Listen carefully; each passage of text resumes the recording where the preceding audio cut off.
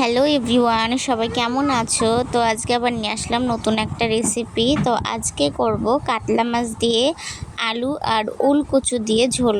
তো দেখো, প্রথমে আমি মাছটাকে ভেজে নিচ্ছি। এদিকে দেখো, আলু আর ওলকচুটাকে খুব ভালো করে সাইজ করে কেটে রেখেছি। এদিকে দেখো, আমার মাছগুলোকেও ভাজা হয়ে গেছে। আর বাকি যে তেল ছিল তার মধ্যে আমি গোটা জিরে, তেজপাতা ফোড়ন দিয়ে আলু আর ওলকচুটাকে আমি এর মধ্যে দিয়ে দিলাম। এটা ভাজতে ভাজতে দেখো, এদিকে আমি মশলাটাকেও রেডি করে নিয়েছি।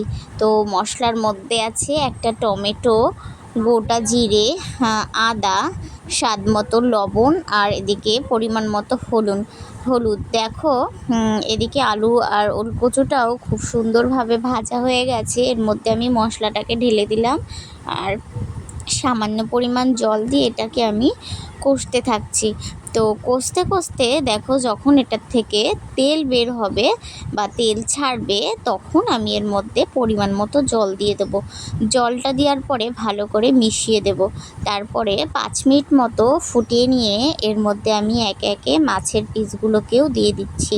মাছটাকে একটু আমি আগেই দিয়ে দিচ্ছি, কারণ মাছটা আগে দিলে ঝোলের স্বাদটা একটু পাল্টে যাবে। দেখো, মাছগুলো দেওয়ার পরে আমি ভালো করে এটাকে মিশিয়ে দিয়েছি। তারপরে 10 থেকে 15 মিনিট মতো মিডিয়াম আঁচে রান্না করে নিলেই রেডি গরম গরম ভাতের সাথে এই আলু আর ওলকচু দিয়ে কাতলা মাছের ঝোল। তো আজকের রেসিপিটা কেমন হলো সবাই কিন্তু অবশ্যই কমেন্টস করে জানিও। আজকের মতো